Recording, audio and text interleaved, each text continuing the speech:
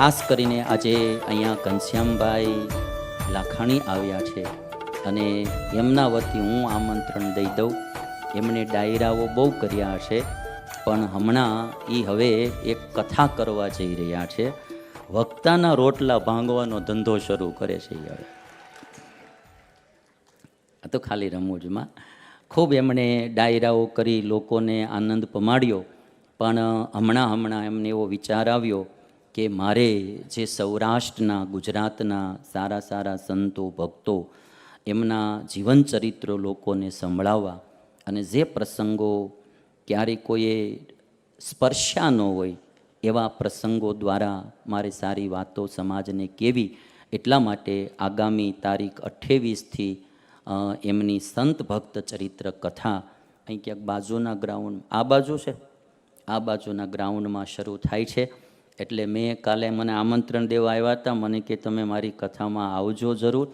એટલે મારે તો 29 તારીખથી છત્તીસગઢ રાજ્યમાં દુર્ગ શહેરમાં કથા શરૂ થાય છે.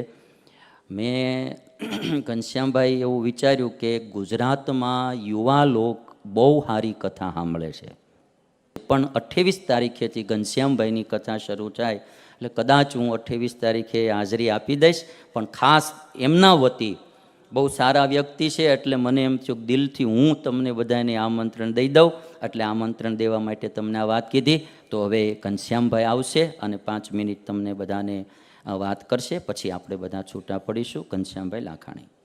વસુદેવ સુતમ દેવમ કંચ ચાણુરમર્દનમ દેવકી પરમાનંદમ કૃષ્ણમ વંદે જગદગુરુ.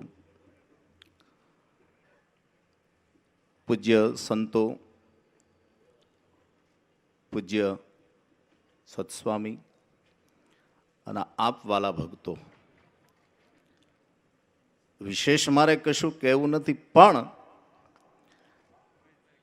કાલે જ્યારે હું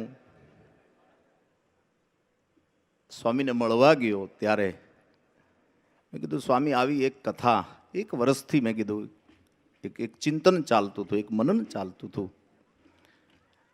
સંત ભક્ત ચરિત્ર મૂળ જે પરંપરામાં આપણું ભૂલાયેલું ક્યાંક ભજન, આવું મેં કીધું એક અડવાનો એક પ્રયાસ, અને અવસરે ઈશ્વર મને છાપડે તો આપ બધા પૂજ્ય ચરણો આશીર્વાદ દેવા પધારે. આનાથી વિશેષ 40 વર્ષથી મેં કીધું હું ડાયરા કરું છું, અત્યાર સુધી પેટનું કર્યું, હવે ઠેઠનું કરવાનો વિચાર આવ્યો, અને એ 55 પર પછી આવ્યો પાછો. એટલે જીવનના હરેક કર્મમાં કાંઈક ને કાંઈક આપણે છુપાવેલું હોય. જેમ સ્વામીજીએ કીધું એમ કે કર્મના 2 સિદ્ધાંત, એક નેગેટિવ, એક પોઝિટિવ. ઘણીવાર આપણે કંઈક કરીએ છીએ પણ કોઈને કહેતા નથી. આપણે ક્યાં રસવાઈ મૂકવું, ક્યાં દીર્ઘાઈ મૂકવું, ક્યાં પૂર્ણવિરામ મૂકવું, એટલું જો આવડી જાય ને તો જીવન જીવવા જેવું છે, એ પાકવું છે. એક હાસ્યની વાત કરતો જાઓ. એક ભાઈ ઘરે આવ્યો એટલે એની પત્ની કીધું કે ચા પીવી છે? બોલે ચાનો સમય જ ચાનો છે, બનાવ. એની પત્ની કે મારું એક કામ કરો તો ચા પાવ. બોલે શું? તો કે બાથરૂમમાં નળ ટપકે છે, ના આપણા વડીલો એમ કહે છે ટપકતું પાણી સારું નહીં, રિદ્ધિ સિદ્ધિ બુદ્ધિ આ બધું ઢળીને લેતું જાય. પેલા નળ હરખો કરો પછી ચા પાવ. પાનાની પેટી લઈને બાથરૂમમાં ગયો. 8 આની 9 આની 12 આની 16 આની એકે પાનું ન લાગ્યું, અને વિવેક ચૂકાઈ ગયો. રસવાય દીર્ઘાય પૂર્ણવિરામ ક્યાં મૂકવું ખબર ન રહી, અને ડાયરેક્ટ કીધું કે વાંદરી પાનું લાવ. રસોડાની બધી વસ્તુઓ બાથરૂમમાં ભેગી થઈ જારા હોતી. પણ નકર એને કહેવું જોઈએ કે હામી પેટીમાં એક વાંદરી પાનું છે, મને અંબાવજે, એ જ આમાં કામમાં લાગે. હોય એવું કોઈને કહેવું નહીં. મૂળ સિદ્ધાંત આ છે. એટલે 28 તારીખે રાત્રે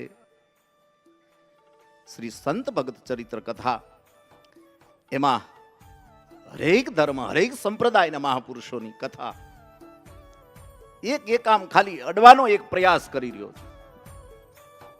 કેટલા અંશે ભગવાન, આમ તો દ્રઢ બળ રાખીને બેઠો છું. બધા મહાપુરુષોના જ્યાં જ્યાં ગયો છું, જે મંદિરે ગયો છું, એ બધા મહાપુરુષોના આશીર્વાદ મળ્યા છે કે આવું કંઈક થવું જોઈએ. જેમ સ્વામીએ કીધું એમ કે માગતા તો અમે આમાં નિયમ લીધું સ્વામી, કોઈની આગળ 10 રૂપિયા લેવાના નહીં, ઈ પાકું. જે કાંઈ કરે છે 2-5 મિત્રો અમારા કરી રહ્યા છે, ઈ એની રીતે કરે છે. મારે બાબુભાઈ, પ્રફુલભાઈ, ભાઈ વાલમ ચેનલ અશોકભાઈ, એને અમે નામ આપ્યું પંચામૃત પરિવાર. કોઈ ટ્રસ્ટ નહીં, કોઈ ગ્રુપ નહીં, આવે એ બધું ગ્રુપ. એટલે આવી એક કથા શણગારા ફાર્મમાં આવી થઈ રહી છે. પૂજ્ય સ્વામીના આશીર્વાદ મળ્યા, એ પણ પહેલા દિવસે મંગલાચરણમાં આવવાના છે. આપ બધાને પણ હું વિનંતી કરું કે નિસંદેહ આમાં આપ આવશો તો મને પીઠબળ મળશે, અને મહાપુરુષોનો તો રાજીપો છે જ, પણ આપ આવશો તો મને થોડુંક બળ મળશે. કારણ કે 2-5 મહાપુરુષોને આજ ફોન કર્યો, મને કે અમે આવશું, શું કથા છે? મેં કીધું આ રીતની કથા. મને કે તમે જ કરજો. મેં કીધું હું જ કરવાનો છું, એટલે તો આ વાત કરી રહ્યો છું. એટલે આપ બધાને જાજા કરીને જય સ્વામિનારાયણ. આપ બધા પધારજો એવી અભિલાષા સાથે હું બધાને આવકારું છું. અને 28 તારીખથી 1 તારીખ રાત સુધી, એટલે 5 દિવસનો આ પંચામૃતની કથા, એમાં હરેક સંપ્રદાય, હરેક મહાપુરુષોને થોડી થોડી એ ભાવભીની આમ જરીક અડવાનો એક પ્રયાસ કરી રહ્યો છું. મને સાંભળ્યો એ બદલ આપ બધાનો ખૂબ ખૂબ આભાર. જય સ્વામિનારાયણ. વહાલા શ્રોતાજનો, ઘનશ્યામભાઈએ આમંત્રણ આપ્યું, ખાસ કરી